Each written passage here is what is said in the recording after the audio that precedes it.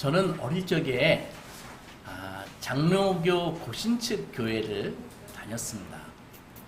초등학교 때는 몰랐었는데 중학교에 가서 보니까 예수 믿는 사람은 해서는 안 되는 일이 많다라는 것을 알게 되었습니다.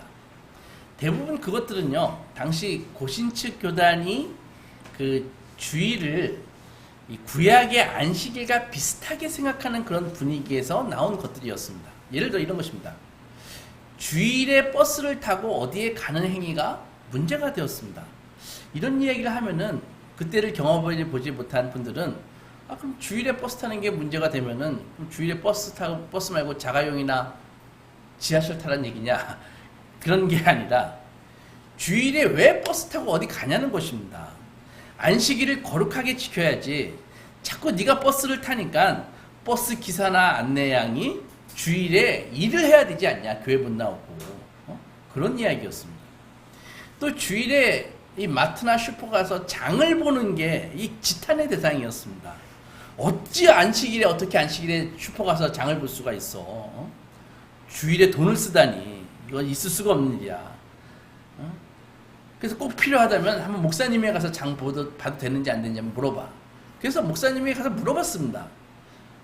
물어봤더니 목사님 주일에 슈퍼 가서 아이스크림 사도 되나요? 이렇게 물어보니까 목사님이 되도록 장 같은 것은 토요일에 다 보시고 주일에는 오직 예배와 말씀 연구에 집중하십시오. 이렇게 답변을 하셨습니다. 당시 성도 중에 누군가가 자기 자녀를 주일에 학원에 보내고 학교에 보낸다? 그때는 학원도 별로 없었을 때지만 주일에 공부하는 것 자체도 눈치 보면서 몰래 공부했어야 됐다고요. 그죠? 아무튼 그런 식으로 하는 것이 우리 교회의 분위기였는데 조금 생각해보면 사실 이것은 논리적인 오류에 빠지게 됩니다. 예를 들어 주일에 이렇게 예배드리다가 갑자기 불이 났다고 생각을 해봅시다. 그러면은 이 주일에 불이 났으면 이 불 끄러 소방차가 와야 됩니까? 안 와야 됩니까? 근데 만약에 소방차가 와야 한다면 주일에 소방관이 일을 하는 거잖아요. 일을 해야 되잖아요. 그러면 오지 말아야 된다면은 그럼 교회에 불러서 사람들이 죽어나가도 괜찮냐? 그런 것이죠. 그때 어떤 분이 이런 말씀을 하셨습니다. 그러면은 믿는 소방관은 교회 가고 믿지 않는 소방관이 오면 된다. 그 말도 말이 안 되는 거는 마찬가지죠. 그런 문제는 예수님이 일찍이 정리해 주셨습니다. 마태복음 12장에서 예수께서 안식일에 손 마른 사람을 고쳐주셨거든요. 주일에 안식일에 고쳐주셨거든요. 이 일을 듣고 바리새인들이 일제히 들고 일어나가지고 막 예수님을 비난했습니다. 어떻게 안식일에 네가 병을 고칠 수가 있냐? 이런 일은 절대 하면 안 돼. 라고 공격했습니다. 그때 예수께서 너희들은 안식일에 너희들이 기르는 양이 구덩이에 빠지면 건져내지 않니? 그 율법에도 허용되는 행위야. 그런데 사람이 양보다 더 귀하지 않느냐? 안식일에 선을 행하고 생명을 회복하는 것이 원래 율법의 정신이다. 이렇게 정리해 주셨습니다. 영국의 스코틀랜드에 중국 선교사의 아들이었던 에릭 리델이라는 사람이 있었습니다. 그는 케임브리지 대학교의 대학교 달리기 선수였습니다. 근데 약간 오래된 사람이거든요. 1924년도에 그 대학을 다니던 사람이니까. 근데 1924년도에 파리에서 올림픽이 열렸다고요. 그래서 그가 하도 잘 달려가지고 영국의 국가대표로 발탁이 되었습니다. 그런데 파리로 이렇게 영국은 섬이니까 섬에서 파리로 가는 배에서 그가 뛰기로 했던 100m 그 경기가 주일에 있다는 것을 알게 되었습니다. 근데 에릭 리들은 신실한 믿음의 청년이었거든요. 그래서 나는 주일에는 뛸 수 없습니다. 라면서 경기 참가를 거절했습니다. 이 소식을 듣고 영국 올림픽위원회가 뒤집어졌죠. 그리고 막 어마어마한 비난을 하고 어떤 사람은 막 테러 위협을 에릭에게 가했습니다. 너 죽여버릴 거야. 막 하면서. 영국 정부도 에릭에게 막 압력을 가했죠. 그런데 그 에릭이라는 청년은 끝까지 나는 주일에 경기에 참가할 수 없습니다. 라면서 경기에 안 나갔습니다. 경기 당일에 에릭은 경기에 참가하지 않고 파리에 있는 영국 목사님이 목회하는 교회에 가가지고 예배를 드렸다고요. 에릭이 어떻게 됐을까요? 100m 경기를 참가하지 않아가지고 실격, 기회를 잃었지만 그 다음 목요일에 원래 400m에 참가하기로 했던 그 선수가 배가 아팠는지 에릭에게 그 경기를 양보해 주었는데 에릭이 원래 100m 선수인데 400m에 나가가지고 금메달을 땄습니다. 이게 실제 이야기가 1981년에 이게 불의 전차 다 나와요. 경문석에 보면 불의 전차라는 영화로 만들어져가지고 많은 사람들에게 막 알려지게 되었습니다. 그 영화가 당시 1980년대 사는 청년들에게 전 세계적으로 엄청난 감동을 주었습니다. 그렇지.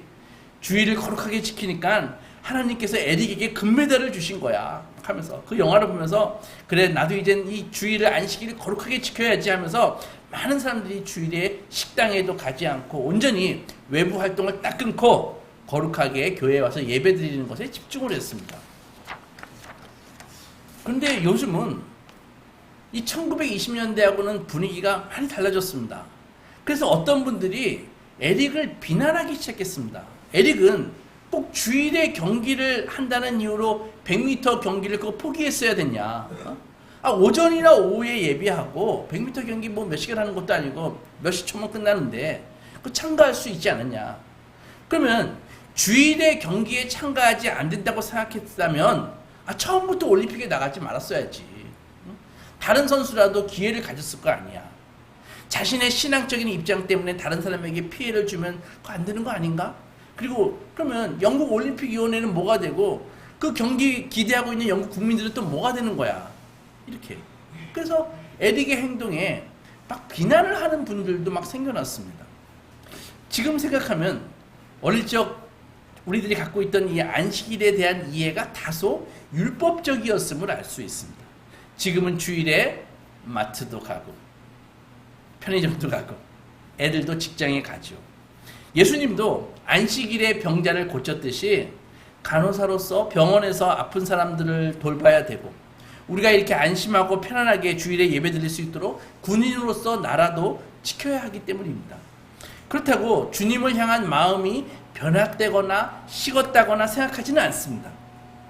성경에 대한 이해가 달라졌기 때문에 이런 것들은 개인의 신앙의 자유에 속한 것이지 율법적으로 기계적으로 모든 성도들이 지켜야 하는 규범은 아니라는 입장을 갖고 있습니다. 여러분은 어떻게 생각하십니까? 주일에 올림픽 경기를 불참한 에릭이 옳았다고 생각하나요? 옳지 않았다고 생각하십니까? 에릭은 믿음에 좋아서 주일에 올림픽에 참가하지 않은 것이고 여러분들은 믿음에 부족해서 가끔 주일에 직장도 가고 애들도 공부도 시키나요? 그렇다면은 잘못된 것입니다. 에릭이 맞다면은 우리도 에릭처럼 해야 됩니다. 적어도 그렇게 하려고 애를 써야 됩니다. 주일에 일을 하고 공부하는 것이 하나님을 기쁘시게 하지 못하는 일이라고 생각한다면은 하지 말아야 되죠. 현실이 어쩔 수 없잖아. 난 목구멍이 포도청이야. 나 주일 지키고 싶어. 그렇지만 먹고 살려다 보니 어쩔 수가 없어. 이것은 하나님 앞에서는 말이 안 되는 것입니다. 핑계일 뿐입니다. 오늘 본문의 다니엘과 이 세 명의 친구들은 특별히 선택된 그런 사람들이었습니다. 포로이고 노예의 신분이지만 바벨론 왕은 3년 동안 그들에게 바벨론 최고의 교육을 시켜가지고 바벨론에 자발적으로 충성하는 그 차세대 인재를 만들려고 정말 노력을 많이 기울였습니다. 이 엘리트 교육 과정에서 빠질 수 없는 것이 바로 음식이었습니다. 다니엘과 세 친구들은 뜻을 정해서 왕의 음식과 포도주를 먹지 않기로 그렇게 결심했습니다. 그리고 환관장 아스푸나스를 찾아가서 나 이제부터 포도주와 왕이 주는 그 음식 안 먹겠습니다. 딱 선언을 했습니다. 그래서 8절 보면은 이렇게 나와 있잖아요. 8절에 다니엘은 뜻을 정해서 왕의 음식과 그가 마시는 포도주로 자기를 더럽히지 아니하리라 하고 자기를 더럽히지 아니하도록 환관장에게 구하니. 많은 분들이 다니엘이 왕이 주는 음식을 거부한 이유가 바로 그거 바벨론 신에게 바쳐진 음식이었기 때문에, 즉 제사 음식이었기 때문이라고 말합니다. 하지만 정확하게 알 수 없습니다. 왕이 주는 음식과 포도주가 자신을 더럽힐 수 있다고 생각한 것은 분명한데 그것이 유대인에게 금지되었던 음식이기 때문일 수도 있고, 유대인은 먹지 못하는, 그리고 포도주까지 금한 것을 봐서는 아마도 이 바벨론 이 정치 세력들이 술을 취하게, 젊은이들에게 술을 먹여서 술 취하게 해가지고 약점을 잡으려는 그런 악한 의도가 있지 않을까라는 그걸 의심했을 수도 있습니다. 제가 오늘 하고 싶은 질문은 다니엘이 꼭 그렇게 할 필요가 있었는가? 라는 그런 것입니다. 모세 율법 시대도 아니고 음식 자체가 사람을 부정하게 만드는 일이 아닙니다. 더욱이 다니엘과 그의 친구들은 자기들이 원해가지고 부정한 음식을 찾아간 것도 아니고 불가피한 상황에서 그것밖에 안 주니까 그것을 먹게 된 것 아닙니까? 그냥 주는 대로 먹으면서 신앙이 변질되지 않도록 더 열심히 기도하면 되지 않았을까요? 예수님이 뭐라 그러셨어요? 예수님이 사람의 입으로 들어가는 것이 사람을 더럽게 하는 것이 아니라 사람의 입에서 나오는 것이 그 사람을 더럽게 하는 것이다. 이렇게 말씀하셨잖아요. 이런 상황에서 음식을 이렇게 거부하는 것은 마치 자기의 의를 드러내는 것이 아닌가? 요즘 말로 잘난 척 하려는 거 아닌가? 유대인에게 금지된 음식 때문이라면은 뭐 돼지고기, 오징어 이런 거 먹지 않고 그냥 소고기, 양고기는 먹으면 될 거 아니야. 제사 음식일까봐 그런 것이라면은 채소는 제물로 안 드려진 것이라고 어떻게 확신합니까? 그리고 정결에 관한 율법 때문이라면은 다니엘과 세 친구들은 이방인인 바벨론 사람과 접촉해서는 안 됩니다. 왜냐하면 그 이방인이 죽은 짐승이나 부정한 것을 만졌을지도 모르는 그런 것이기 때문에 이 바벨론 사람은 접촉하면 안 되는 것이라고요. 율법이 금하고 있는 그 바벨론의 점치는 교육은 다 받고 왕이 제공한 좋은 집에서 살고 왕이 제공한 아주 고급 옷을 입고 그리고 그러면서 왕의 음식만 거부한다? 그 일관성이 없어 보인다는 것이죠. 유다에 있을 때부터 다니엘과 세 친구들은 사실은 요즘 말로 금수저였습니다. 귀족 가문이었거든요. 좋은 가문에 좋은 교육을 받고 있다가 포로가 되어서도 교육을 잘 받았으니까 얼마나 똑똑합니까? 똑똑해가지고 선택받아서 다른 포로하고는 전혀 다른 삶을 살면서 그들이 시키는 대로 열심히 그들의 학문을 공부해서 탁월함을 보인 사람들이 음식과 포도주만을 거부하고 있다. 이런 모습은 일관성도 없어 보이고 잘난 척하는 것처럼 보이기도 합니다. 그냥 주는 대로 음식 먹으면서 음식 먹고 포도주도 마시면서 자신의 내면을 잘 지켜서 하나님을 향한 마음만 변치 않도록 했어도 충분했을 텐데 말입니다. 이렇게 생각하면 왕의 음식과 포도주를 먹지 않겠다고 하는 그들의 결정이 사실은 뭐 그렇게 대단해 보이지도 않습니다. 일단 15절을 보십시오. 열흘 후에 그들의 얼굴이 더욱 아름답고 삶이 더욱 윤택하여 왕의 음식을 먹는 다른 소년들보다 더 좋아 보인지라. 열흘이 지났는데 정말 채소만 먹은 그들의 그 얼굴이 더욱더 아름다워졌다는 것입니다. 근데 그렇게 아름다워진 건 사실이겠지만 사실 그게 그렇게 감동적이지 않습니다. 저도 지난주에 어떤 집사님이 제가 많이 먹는 거 보고 깜짝 놀라셨는데 저도 열흘만 먹지 않고 고기 먹지 않고 소식하면 뱃살도 빠지고 많이 날씬해질 것입니다. 게다가 열흘 동안 채식을 해서 왕의 음식을 먹는 소년들보다 얼굴이 더 좋아 보였다고 한들 그게 뭐 그리 대단한 승리입니까? 그거 좀 주관적인 거 아닌가요? 얼굴이 남보다 더 좋아 보였다는 것 말고 무슨 영적인 변화나 의미가 있냐는 것이죠. 지금 다른 백성들은 어때요? 나라를 잃고 굶주림과 착취와 강제노동에 시달리고 있는데 역사를 주관하시는 하나님께서 전능하신 하나님께서 함께 하신 결과가 고작 선택된 엘리트들의 얼굴이 더 좋아 보였다는 것 그것만이라면은 정말 사실은 좌절스럽습니다. 고난과 절망에 비해서 다른 사람이 겪고 있는 그 고난과 절망에 비해서 너무 미미하잖아요. 왕의 음식과 포도주를 먹지 않았는데도 얼굴이 더 좋아 보였다는 것이 나라를 잃어버리고 70년간 앞으로 노예 생활을 해야 하는 그들에게 착취와 학대를 당해야 하는 그런 상황에서 뭐 그리 대단한 일입니까? 얼굴빛 좋다는 게. 우리 한국교회는 어떤가요? 출석교인이 수천 명이 되는 교회의 고등부 출석이 100명도 안 된다고 합니다. 주일에 학원을 빠지면은 핵심 강의를 들을 수 없어서 학원에 가야 된다는 것입니다. 그래서 고등학교 3년 동안 일단 신앙은 좀 접어두고 공부에 집중을 하고 좋은 대학에 일단 들어간 다음에 신앙생활을 하면 된다라고 생각을 합니다. 좋은 대학을 가는 것이 하나님께 영광이 되고 우선된 일이라고 생각하는 것이죠. 오해하지 마십시오. 저는 주일에 공부를 해야 된다, 하지 말아야 된다 이런 걸 얘기하는 것이 아닙니다. 저는 주일에 공부를 해도 된다고 생각합니다. 제가 하고 싶은 말은 잘 들어보세요. 왜 크리스찬들이 세속에 물들지 않고 믿음으로 살고자 하는 하나님의 사람들이 하나님의 뜻대로 살기 위한 그 결단과 희생이 없이 다니엘과 세 친구들처럼 뜻을 정하는 일을 하지 않느냐는 것입니다. 왜 그것을 자꾸 미루냐는 것입니다. 세상을 향해서 우리는 하나님의 사람입니다 라는 그 자기의 정체성을 보일 수 있는 그런 어떤 시도도 하지 않고 있다는 것이죠. 어차피 자꾸 넘어지기 때문에 소용없다고 생각합니다. 내 종교심 같은 거 자꾸 드러내면 모난돌이 정맞는다고 생각합니다. 사회생활하기 힘들다고 생각합니다. 그래서 평소에는 안 믿는 사람처럼 예수 믿는 티를 전혀 내지 않고 있다가 주일에 와가지고 예배 잘 드리면 된다, 이렇게 생각한다는 것이죠.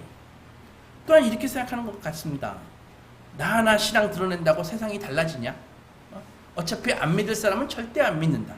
그래서 어떠한 신앙적인 결단도 스스로 하지 않으려고 한다는 것입니다.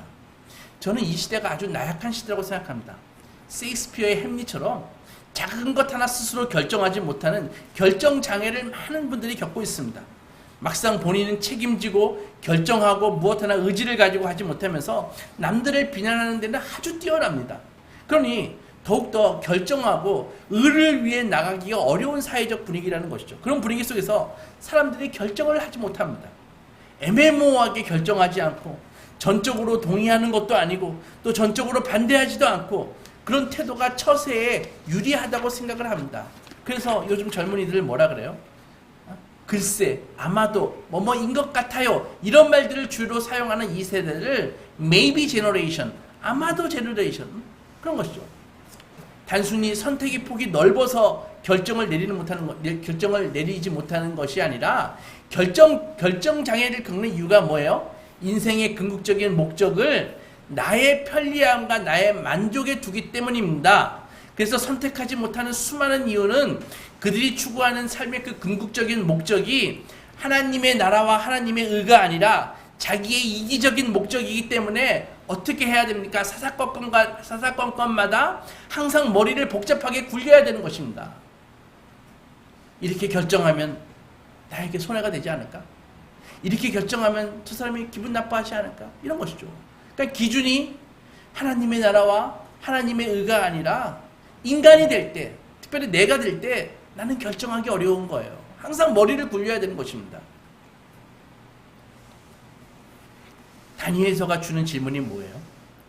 다니엘과 세 친구들이 우리에게 주는 질문이 뭡니까? 그것은 바로 역사의 주관자가 누구신가?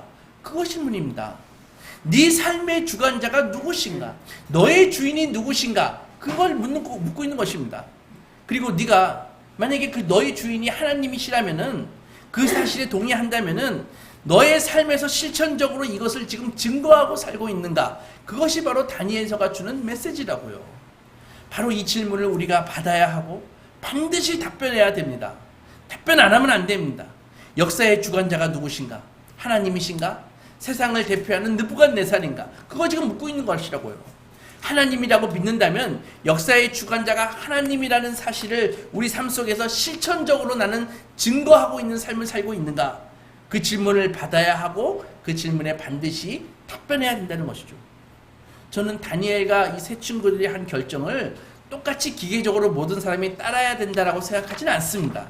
그러니까 좋은 음식을 먹으면 안 된다든지, 포도주를 마시면 안 된다든지, 주일에 학교나 직장에 가면 안 된다든지 하는 것들 말입니다. 이 네 친구들은 뜻을 정했기 때문에 다른 친구들보다 믿음이 더 좋다는 말도 아닙니다. 중요한 것은 나라가 망하고 왕이 포로로 끌려온 참담한 상황에서도 다니엘은 역사의 주인이 느부갓네살이 아니라 여호와 하나님임을 알았다는 것입니다. 그래서 비록 미약하고 보잘것없지만 그 10대의 친구들은, 다니엘과 그 세 친구들은 여호와 하나님을 향한 그들의 신앙을 어떻게든지 표현하고 싶었습니다. 하나님의 하나님 되심을 그의 삶 가운데서 인정하고 세상에 증거하고 싶었다는 것입니다. 다니엘에게 중요한 것은 어떤 선택이 덜 위험하고 더 위험하고 자기에게 손해가 더 적은지 그런 것이 아니라 하나님은 내 인생의 주인이라는 고백을 나는 여전히 붙들고 살고 있는가, 그것이 중요한 것이었습니다. 그러니까 왕의 음식과 포도주를 먹고 마시는 것이 죄가 되는가 죄가 안 되는가, 이것은 별로 다니엘에게 의미가 없는 질문입니다. 먹을 수밖에 없는 상황이라 할지라도 먹지 않기로 뜻을 정했기 때문입니다. 적어도 그렇게 하는 것이 10대 소년들인 그 다니엘과 새 친구들에게는 그들이 생각할 수 있는 자기의 그 신앙을 지키고 정체성을 잃지 않을 수 있는 최선의 방법이었다는 것이죠.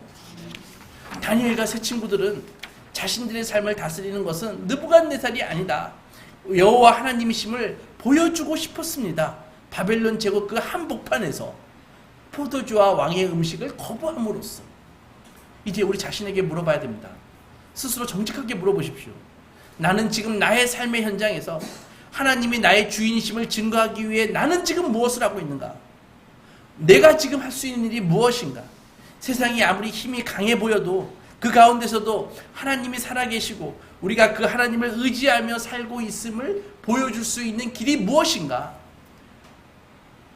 다니엘과 새 친구들이 생각한 것은 왕의 음식을 거절하는 것이었습니다.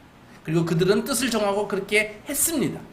옛날에 군대에서 혹은 직장에서 크리스찬 청년들은 술을 마시지 않음으로써 자신의 신앙을 보였습니다.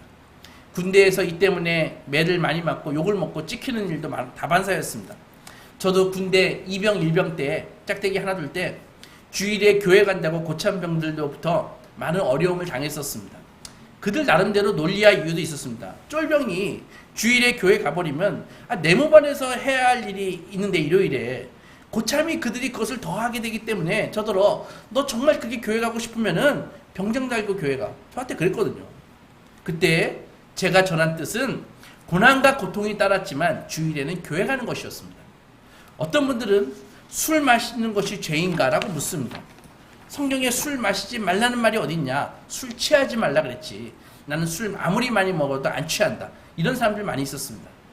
한때 술 마시지 않는 것이 절대적인 신앙의 기준인 것처럼 사람을 판단하고 정죄했는데 술 마시고 마시지 않는 것은 신앙의 본질이 아닙니다. 하지만 반드시 그 다음 질문을 받아야 되는 것입니다. 좋아. 술이나 음식 그런 것들은 신앙의 본질이 아니야. 그렇다면 당신은 그리스도인으로서 정체성을 세상에 어떻게 드러내고 있습니까? 지금? 그 질문인 것입니다. 사람들이 이 질문에 아직까지 답변을 하고 있지 않습니다. 계속 연기하고 있습니다. 사랑하는 소망교회 성도 여러분, 성도가 된다는 것은 정말 말할 수 없는 복과 은혜의 자리입니다. 동시에 세상에 살면서 무엇인가 그리스도를 위해 포기한 것이 반드시 있어야 하는 자리가 바로 성도의 자리인 것입니다. 우리는 세상과 다르다는 것을 보여줄 수 있어야 우리의 신앙이 살고 교회가 살고 하나님이 사는 것입니다. 사치를 포기해도 좋습니다. 쾌락을 포기해도 좋습니다. 세상의 그 인정을, 사람들의 인정을 포기해도 좋습니다. 안락한 삶을 포기해도 좋습니다. 무엇인가는 하지만 무엇인가는 반드시 포기해야 된다는 것이죠. 이것은 교회가 무슨 율법으로 딱 정할 수 있는 것이 아닙니다. 그러나 우리는 반드시 우리가 하나님의 소유이고 우리의 삶은 세상의 관계가 아니라 세상의 권세가 아니라 하나님이 다스린다는 것을 나의 삶 속에서 보여줄 수 있어야 된다는 것입니다. 하나님과 복음을 위해 포기하는 것은 없으면서 안락함에 빠져가지고 어떤 결정도 하지 않고 나는 그냥 율법적인 것은 싫어요 라고 하는 것은 그건 신앙이 아닙니다. 그것은 자기 합리화하고 세상에 타협하는 것에 불과한 것입니다. 다니엘과 새 친구들이 왕의 음식을 거부하고 먹지 않음으로써 얻은 결과는 혈색이 좋아 보였다. 나는 그 정도입니다. 하지만 그것은 말씀드렸듯이 대단한 승리도 아니었고 대부분 다른 사람들은 눈치조차 채지 못하는 작은 것에 불과한 일이었을 수 있습니다. 그러나 비록 미약해 보이지만 다니엘과 새 친구들의 이런 저항이 바로 그들의 믿음이 살아있다는 증거였습니다. 다니엘은 그렇게 해서 그가 세상을 바꿀 수 있다고 생각한 것은 아닙니다. 나라가 망하고 왕이 포로로 끌려오고 수많은 사람들이 포로로 끌려온 이 절박한 상황에서도 여호와 하나님이 여전히 그의 하나님이시고 그가 하나님을 의식하고 사랑하고 있음을 보여주고 있었던 것입니다. 그래서 논리가 좀 부족하고 별로 의미도 크지 않아 보이지만 그는 왕의 진미를 거부하는 것으로서 느부갓네살에게 세상에게 저항했습니다. 왕의 진미를 먹었어도 다니엘의 마음이 하나님을 향했다면 그가 하나님을 떠난 것이 아닙니다. 하지만 그는 그렇게 저항했습니다. 그가 살아계심을 주님 앞에 보이고 싶었기 때문입니다. 사랑하는 여러분, 이 시대를 사는 우리는 우리가 믿음의 사람이고 예수 그리스도와 그 십자가의 증인으로서 어떤 모양으로든 세속에 저항하고 있음을 우리는 보여주어야 됩니다. 미약하고 작은 것이라도 괜찮습니다. 쓸데없더라고 누가 비난해도 문제가 되지 않습니다. 네가 그렇게 한다고 세상이 바뀌냐라고 핀잔을 들어도 괜찮습니다. 우리가 그렇게 해도 세상은 안 달라질지도 모릅니다. 아니, 안 달라질 것입니다. 그런데 하나님의 살아계신가? 예수 그리스도의 복음을 위해서 뜻을 세우고 우리는 해야 됩니다. 저항해야 됩니다. 우리가 하나님의 사람인 것을 보여주어야 됩니다. 세상이 아니라 하나님이, 느부갓네살이 아니라 하나님이 우리를 다스리시는 분이심을 보여주어야 됩니다. 성도는 그 저항이 반드시 우리의 삶 속에 있어야 된다는 것이죠. 지금 우리에게 주어진 현실에서 믿음의 사람이 살아있음을 우리의 희생과 절제를 통해 보인다면 그것이 곧 하나님의 주되심을 드러내는 길입니다. 돈의 신 만몬이 확 잡고 있는 지금 이 세속의 물결 앞에서 우리 하나님의 사람들은 어떻게 믿음을 지키고 어떻게 하나님의 살아계심을 보여줄 수 있을까요? 세상과 타협하지 않으면 절대 살아남을 수 없을 것 같은 이 척박한 세상에서 우리는 어떻게 저항해야 할까요? 우리가 뭐 한다고 바뀔 것 같지 않는 이 세상에서 성도는 과연 무엇을 해야 될까요? 우리 각자는 다니엘과 세 친구들처럼 마음을 정해야 한다는 것이죠. 하나님을 위해 뜻을 세워야 한다는 것입니다. 비록 조롱받을지라도 예수 그리스도만이 내 인생의 주인이시라는 이 고백을 어떤 모양으로라든지 우리는 드러내야 됩니다. 미세하게 보이는 저항이라도 하지 않을 수 없는 것이 살아있는 하나님의 사람들의 모습입니다. 세상이 너무 커 보이고 강해 보이고 캄캄하지만 그 앞에서 무엇을 해야 할지 몰라 답답하지만 그럼에도 불구하고 우리 모두는 뜻을 세워야 됩니다. 바로 그것이 성도가 살아있다는 증거입니다. 우리는 수만 가지 이유를 대면서 우리가 왜 지금 말씀대로 살고 있지 못한가에 대한 핑계를 댈 수 있습니다. 사실 어떻게 사는 것이 하나님을 위한 삶인지 잘 모릅니다. 그러나 애매하고 수만 가지가 이유가 있어도 성도는 하나님의 사람인 것을 드러내기 위해 무엇이든지 어떤 모양으로든지 뜻을 세우고 세상에 저항해야 됩니다. 그럴 때 우리는 다니엘이 될 수 있다는 것이죠. 그럴 때 우리는 사드락과 메삭과 아벤노고가 될 수 있다는 것이고 그 저항 위에 하나님께서 역사하신다는 것입니다. 이것이 예수 그리스도의 증인의 모습입니다. 베드로전서 2장에서 사도는 성도는 이런 존재야 라고 말씀하셨습니다. 9절에 너희는 택하신 족속이다. 왕같은 제사장들이다. 거룩한 나라고 하나님의 소유가 된 백성이다. 이는 너희를 어두운 데서 불러내어 그의 기이한 빛에 들어가신 이의 아름다운 덕을 선포하게 하려 하심이라. 하나님과 그분의 하신 일에 대한 증언, 그것이 바로 성도의 존재 이유라는 것입니다. 예수께서도 십자가에서 죽기까지 순종하심으로써 하나님을 증거했습니다. 아무쪼록 우리 소망가족 모두 각자의 삶 속에서 다니엘과 세 친구들처럼 뜻을 세우시고 세상에 저항함으로써 하나님의 살아계심을 증거하시는 그런 복된 증인의 삶을 사시기 주님의 이름으로 축원합니다. 아멘. 기도하고 나가겠습니다.